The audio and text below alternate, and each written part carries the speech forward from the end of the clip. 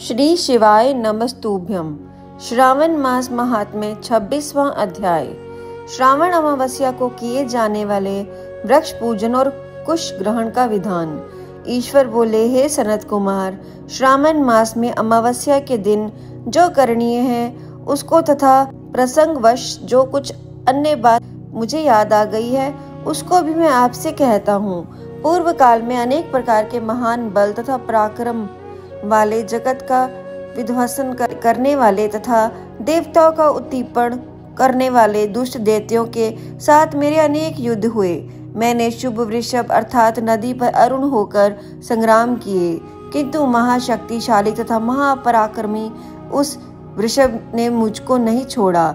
अंधकासुर के साथ युद्ध में तो नंदी का शरीर विदीर्ण हो गया था, उसकी त्वचा कट गई थी, शरीर से रक्त बहने लगा और उस प्राण मात्र बचे रह गए थे।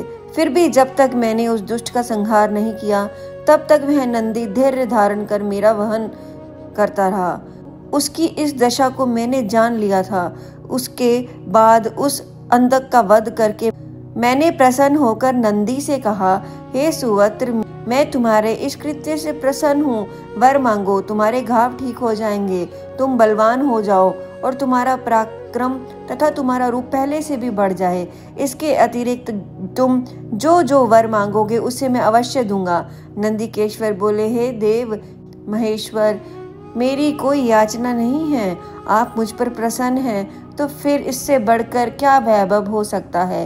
तथापि हे भगवान, लोकोपकार के लिए मैं मांग रहा हूँ।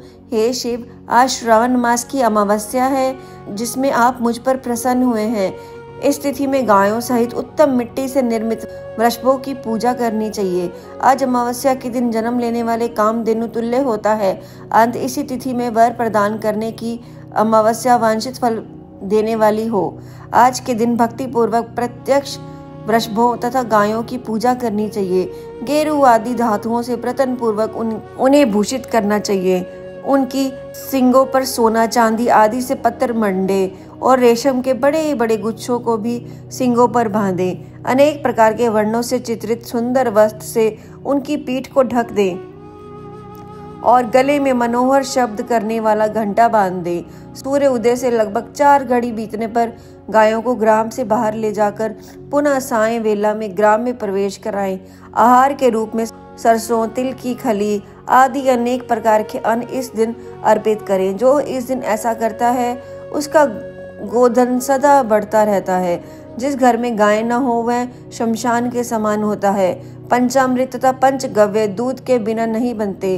गोबर से लेप किए बिना घर पवित्र नहीं होते। हे सुरोत्तम, जहाँ गोमूत्र से छिड़काव नहीं होता वहाँ चींटी आदि जंतुओं का उपद्रव विद्यमान नहीं रहता। हे महादेव, दूध के बिना भोजन का रस ही क्या है। हे प्रभु, यदि आप मेरे ऊपर प्रसन्न हैं तो इन वरों को तथा अन्य वरों को भी मुझे प्रदान करें। हे सनत कुमार, तब नंदी का यह वचन सुनकर मैं बहुत प्रसन्न हुआ। मैंने कहा, हे विप्रश्रेष्ठ, जो तुमने मांगा है सब हो जाएगा। हे नंदिन, इस दिन का जो अन्य नाम है उसे भी सुनो। जो वृषभ किसी के द्वारा कहीं भी किसी कार्य में प्रयुक्त नहीं किया जाता और तृण खाता हुआ तथा जल पीता हुआ जो शांति पूर्वक विचरण करता है तथा महान वीर मां बलशाली होता है, उसे पोल कहा जाता है। हे नंदिन, उसी के नाम से यह दिन पोला नाम वाला होगा। इस दिन आपने इष्ट बंधुओं के साथ महान उत्सव करना चाहिए। हे वत्स, मैंने उस दिन ये श्रेष्ठ वर प्रदान किए थे। अंततः लोगों के द्वारा इस श्रेष्ठ दिन को पोला नाम वाला कहा गया है। इस दिन सभी मनोकामनाओं को पूर्ण करने वाला वृषभ का महान उत्सव करना चाहिए। इसके साथ ही मैं इसी तिथि में किए जाने वाले कुश ग्रहण का वर्णन करूंगा। श्रावण मास की अमावस्या के दिन पवित्र होकर कुशों को उखाड़ लाएं।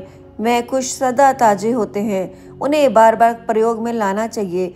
कुश काश, यव, दुर्वा, उशिर, सकुद, गेहूं, व्रीहि, मुंज और बलवज, यह 10 दर्भ है।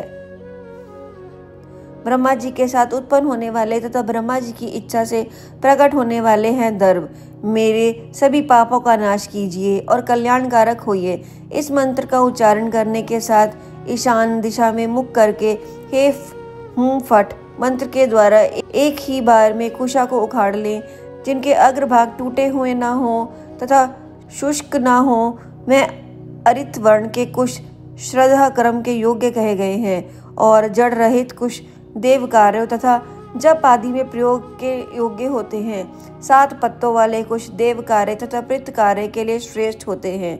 मूल रहित तथा गर्भयुक्त अग्रभाग वाले तथा 10 उंगल प्रमाण वाले 2 दर्भ पवित्रिक के लिए उपयुक्त होते हैं। ब्राह्मण के लिए 4 कुश पत्रों का पवित्रिक बनाया गया है। अन्य वर्णों के लिए क्रमश 3, 2, 1 दर्भ का पवित्रिक कहा गया है, अथवा सभी वर्णों के लिए 2 दर्भों का ग्रंथि युक्त पवित्रिक होता है। यह पवित्रिक धारण करने के लिए होता है, इसे मैंने आपको बता दिया है। उत्पवन हेतु सभी के लिए 2 दर्भ उपयुक्त होते हैं। 50 दर्भों से ब्रह्मा और 25 दर्भों से विष्टकर बनाना चाहिए। आचमन के हाथ से पवित्रिक को नहीं निकालना चाहिए। विकिर के लिए पिंड देने तथा अग्नोकरण करने के साथ और पाद्य देने के पश्चात पवित्रिक का त्याग कर देना चाहिए। धर्म के समान पुण्यप्रद पवित्रिक और पापनाशक कुछ भी नहीं है। देव कर्म तथा पितृक्रम यह सब धर्म के अधीन है। उस प्रकार के दर्भों को श्रावण मास की अमावस्या के दिन उखाड़ना चाहिए, इससे इनकी पवित्रता बनी रहती है। श्रावण मास की अमावस्या का वर्णन क्या किया जाए। हे सनत कुमार, श्रावण की अमावस्या के दिन जो कृत्य होता है उसे मैंने कह दिया है। श्रावण मास में और जो भी करनी है उसे मैं आपसे कहता हूँ। इस प्रकार श्री स्कंद पुराण के अंतर्गत ईश्वर सनत कुमार संवाद में श्रावण मास महात्म्य में अमावस्या के दिन वृषभ पूजन कुश ग्रहण नामक 26वां अध्याय पूर्ण हुआ। ओम नमः शिवाय।